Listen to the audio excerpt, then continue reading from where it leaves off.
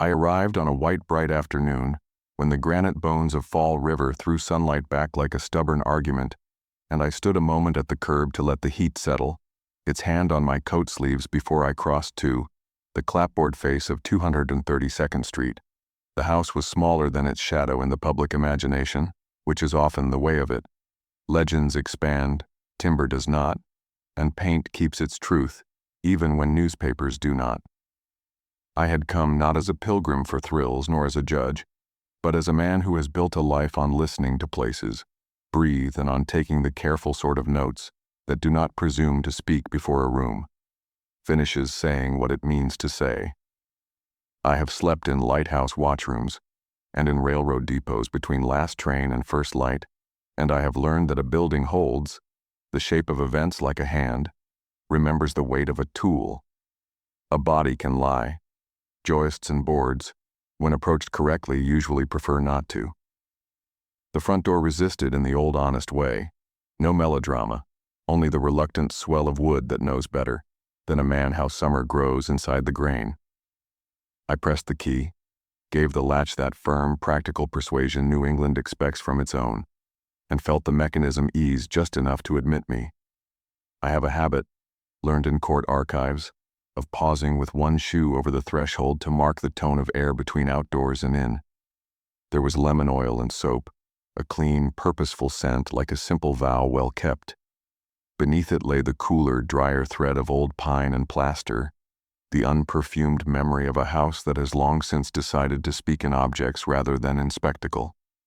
The front hall kept its posture, narrow, vigilant, modest, with its light, its stare, rising with a certain severity that felt like a sermon without a pulpit. To my right, the parlor presented itself in the plain Sunday clothes of its era, horsehair sofa at center like a measured breath, mantel with its clock wearing the minute in an orderly fashion, a pair of modest chairs aligned to accommodate conversation that would never raise its voice if it could help it. The sofa, of all things, is the object that can take a man from speculation to steadiness. I have seen it before, in other places marked by sudden, irrevocable hours. Once an event has happened where a family once rested, the furniture is promoted permanently to a geography. You cease to say where something occurred. You begin to say the sofa bore it, as one speaks of a ship taking weather. I do not perform other people's tragedies for my own emotions.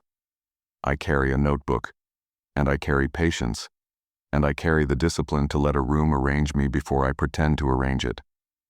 I sat not on the sofa but in the chair across from it and let my eyes make the slow circuit they always make in first minutes. Corners, crown molding, picture frames, the threshold where hall joins parlor as neatly as two paragraphs belong to a single chapter. The clock on the mantel took its time in even spoonfuls, and I thought of chimes and testimony, and how men wrap a minute hand around a woman when they want to prove something about her nature. I let those thoughts walk a few steps, and then I put them to heel. The house had not invited a courtroom today. Tell us from where are you watching this video by writing in the comments so that we can know how far our videos are reaching, and do subscribe so that you keep getting regular thrilling stories that are to come next. The parlor's light was of a kind I have come to respect above others. Bright, unflinching yet not cruel. Lace on the windows made small scrims on the armrest, a delicate netting of the present over the muscle of the past, and I found myself grateful for the modesty of it. So much ink and appetite have been thrown against these walls that the simple truth, narrow rooms, careful thrift, a temperate routine upended between breakfast and noon, gets trampled in the rush. I made a note. Begin with modest things. A modest man returned from morning rounds. A modest door stuck as summer doors do. A modest sofa accepted his weight. A modest clock kept its minute. The immodest acts would come, but they could arrive in their turn without me dragging them into the light prematurely. I climb the stairs you climb when you know that a house has taught other feet to do it without commentary. There is a kind of quiet that is not absence of sound but the presence of expectation, and the landing held that quality like a folded letter holds an old perfume. The guest room opened itself in that New England way, tidy, purposeful, prepared for a human who is not yet there. washstand and porcelain pitcher, the sensible bed made to an angle that would satisfy a strict aunt, a carpet whose pattern refused to be frivolous. I stood at the threshold and did not cross because thresholds in such rooms work like commas in a sentence someone else wrote, and the best thing a man can do in a borrowed sentence is breathe where the punctuation recommends he breathe. In my work, I have a rule I keep as carefully as a man keeps the Sabbath. Never let a room either flatter or frighten you out of your posture. The guest room did neither. It remembered yes. Boards do not forget the weight and torque of a body falling beside a bed. Plaster does not expel the geometry of spray even if the eye never sees it. But the space had settled into a state beyond reenactment. It did not ask me to say names or to tally blows or to rehearse the numbers men grow giddy reciting when they think figures absolve them of care. It asked me to measure distance. Bed to door to stair, stair to parlor, parlor to hall. It asked me to recall what I already knew from paper and testimony, and then to hold those things lightly enough that the room could choose what to lend me of itself. I traced with my mind the morning that undid a family's claim to the ordinary. The elder went out early, collecting rents and shaping transactions with his thrift. The younger woman kept house with the kind of precision an era considered virtue, and later used as evidence of calculation when it suited the argument. The maid washed windows, calls, errands, returns. The domestic day rolled forward with a confident wheel until something slipped its pin in an upstairs room and the wheel became a knife-edge run. It is fashionable to use rage to shorten the gap between act and explanation. But this house had never favored fashions, and I have learned that buildings resist quick emotions the way pine resists an impatient chisel. I returned to the parlor in the full forgiveness of afternoon and let myself sit again across from the sofa. There is a temptation, bred into men who have read too much, to put a thesis where a condolence belongs. I let the temptation tire itself out. Then I allowed a different kind of thought to move in. The thought that houses store sequences better than motives. They can recite the order of things, this step, that turn, this door, that seat, while remaining stubbornly incurious about why the foot fell so and not otherwise, why the hand tightened, why breath stopped in one room and then, much later, stopped in another. I wrote in my notebook, accept sequence from the parlor, and let motive remain where it refuses to show itself. It is a kind of mercy to facts to not dress them as opinions. Evening pressed its soft shoulder against the clapboards, and the house did what confident houses do. It received night without flinching, made room in its lungs for a darker sort of air, and asked nothing more strenuous from me than the decency to keep my shoes tidy and my voice out of corridors that deserved sleep. When the staff had locked and left, I took my watch off my wrist and set it beside the mantel clock as if introducing two colleagues, and I laid my pencil across my notebook so that its shadow drew a thin, tidy line toward the hallway. I have spent enough nights with rooms that wear their history like a carefully pinned brooch to understand that if anything worth preserving happens, it will happen without spectacle. I took a seat and shaped my breathing to the rhythm of the house. There is a point, usually late, when a place lays down its guard the way a host closes the kitchen door after the guests have gone, and even the most forward memory contents itself with inhabiting an object. In this house, it was the little shifts in light that did the talking. Lace lifted and relaid itself like the briefest nod. The finish on the banister made a darker note where a hand might have paused in indecision during a morning forever in rehearsal. Far off toward the back, the kitchen's clean smell calmed the sharper starch of the front rooms. These were not hauntings. They were continuances the way a line continues over the invisible margin of a ledger to the next, and the next, because the account is not done. I do not sleep quickly when there is more to learn, but I do sleep when a house tells me it has exhausted the respectable things it can show a man in one cycle of dark and bright. My room was simple, and did not pretend to be more luminous than its square of window had a right to be. I lay with my hands folded against the coverlet and let the second-floor corridor keep whatever pace it needed to keep. The boards there have known all kinds of feet, careful, frantic, practical, and if any difference remained in them, it lay in the fact of repetition.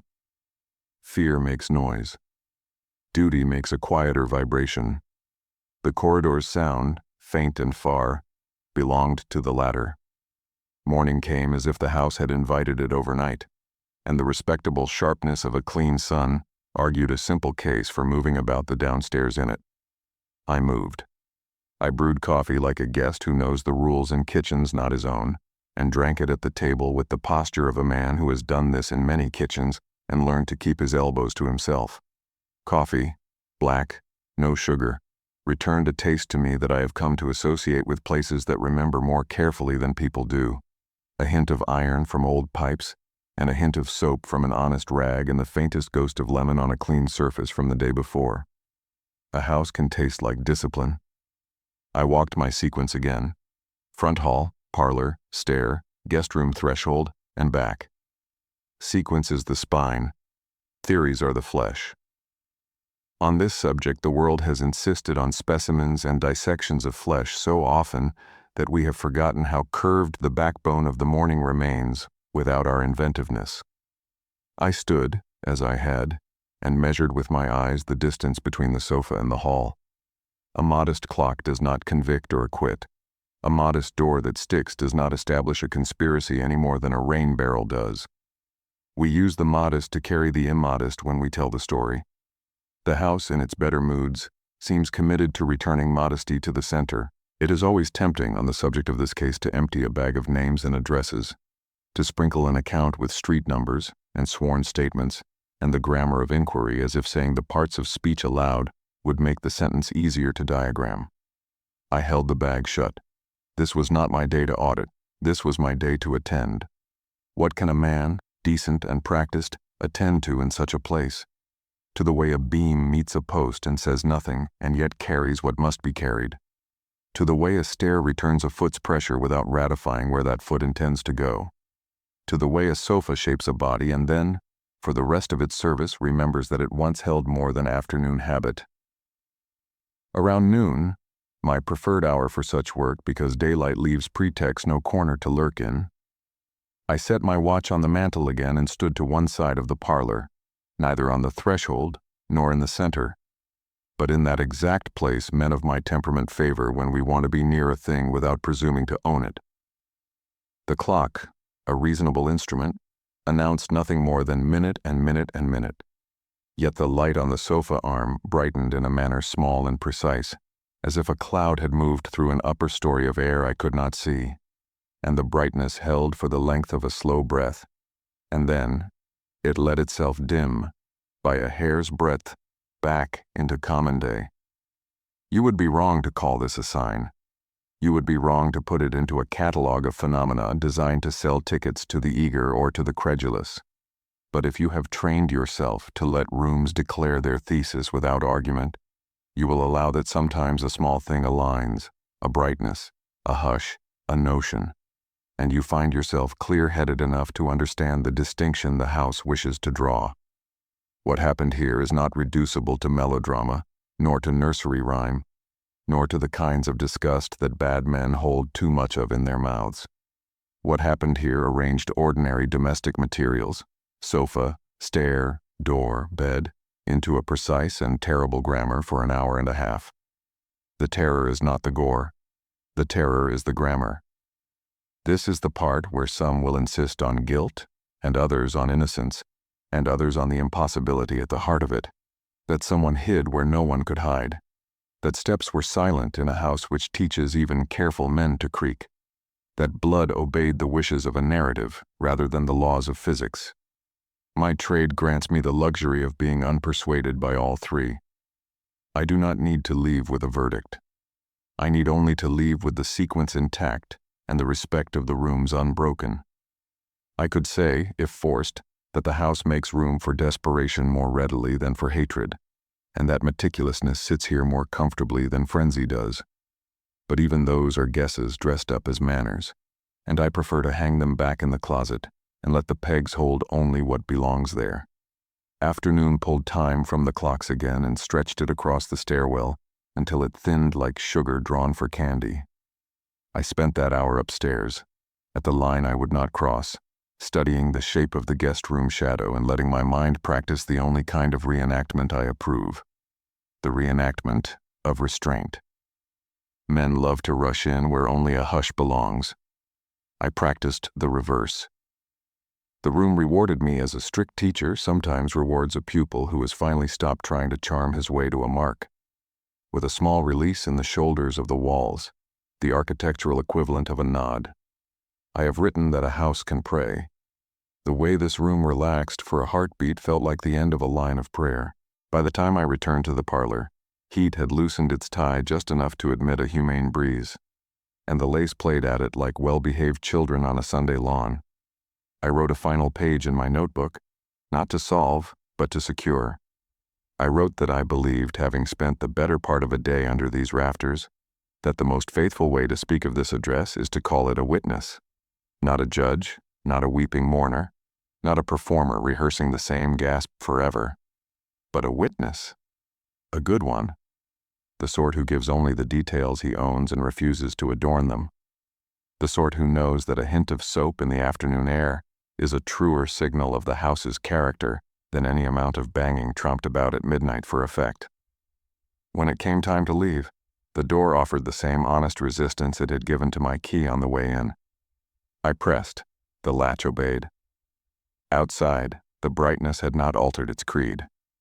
2nd Street went on with errands and deliveries and a respectable traffic of ordinary human concerns. The house at my back did not diminish because I stepped off its stoop. It simply resumed doing what it has done for a century and more, keeping its shape around a history that resists both denial and vulgarity. I took the sidewalk in the slow, confident way a man uses when he does not need to demonstrate to anyone, least of all to himself, that he has received his portion for the day. I have a profession to return to that will hold me to the same disciplines this house demanded. Watch carefully, note modestly, never assume motive when sequence suffices, and never choose drama when dignity will do the work. Cases outlive their participants, but the quality of our attention to the places those cases occupied is the one thing that can improve with time. Fall River has learned, the hard way, to balance appetite against respect. The house at 232nd Street has assisted in that education more faithfully than most citizens ever do. On the train north, I opened my notebook again and reread the first page I wrote in the parlor. The words looked slimmer now, stripped of the overweight expectations I had carried across the threshold. That is the benefit of a day spent letting a building teach you how to speak in its dialect. You prune yourself. You relinquish things that do not belong. You stop confusing the urge to have a conclusion with the obligation to have a record. I added a single line below the last paragraph, a careful sentence I could live with if it were the only sentence left of the day, that the case remains unsolved in the only sense that matters to a decent person, not because we cannot name with courtroom certitude who arranged the grammar of an hour and a half, but because we continue to learn what kind of care is owed to rooms that outlast us. In the dark of the tunnel just before the train rose again into the afternoon, the coach lights blinked and steadied, and the reflection in the window put my face over a strip of sky and mill roof lines and a length of telegraph wire that did not seem to care whether a century had just passed under it. I thought of that wire, of messages that arrive when men are ready to receive them, and of other messages that simply hum in place until time changes its mind. Some houses are wires strung across the decades. If you put your ear to the line quietly enough, you can sometimes hear the steady tone that remains after the shouting fades. Back in my rooms that night far from Fall River, I unpacked my pencil and my book and set them where they belong. I washed my hands as if I had been in a kitchen that asked for it, dried them on the towel I keep for that specific gesture, and considered how little and how much a day can change a man who already knew that the world is held together by good timber and resistant hinges, and the decision to stop before a threshold out of regard for what happened beyond it. If there is any haunt in me now, it is not the chill someone else might seek. It is the warmth of a house that told me, without theatrics, how to stand and how to leave, and that is a lesson worth carrying. The name on the deed has changed as numbers have, and the tour schedules and the brochures exist because they must. Yet beneath all that, the thing that endures is not commerce, but composure. Not spectacle, but sequence. Not a shriek, but a sentence. I do not need more than that. I do not wish less. If ever again I am asked for a theory like a trick pulled quick from a sleeve, I will say that I prefer the plain coat hung on the hall tree, the clock set to the minute for no other purpose than to keep men honest about their arrival and departure, the bed made to right angles, the banister polished by hands that carry responsibility, not excuse. I have not changed the title of the day in my book. It remains what it was when I walked up to the clapboard face and set my hand to the latch. Lizzie Borden House, the 1892 Fall River case that still haunts America. That word haunts, in my keeping, means not that dead people parade for the living, but that the living find themselves unable to file away what the house has learned to keep. In that sense, a nation held by the habits of thrift and duty will likely always be haunted by a morning when thrift and duty failed to prevent an hour's grammar from turning ruthless. If I return, it will be at noon again. I will bring the same tools: patience, silence, a pencil not yet sharpened down to the metal, a watch I can set beside a mantel clock without anxiety or pride. I will stand where I stood and stop where I stopped, and listen not for a sound, but for the way light draws its line on a sofa's arm and keeps it there for the length of a man's careful breath. If I am fortunate, the house will offer me the same small gift, a clarity so modest it cannot be sold and so exact no one can deny it. And if not, I will accept that too.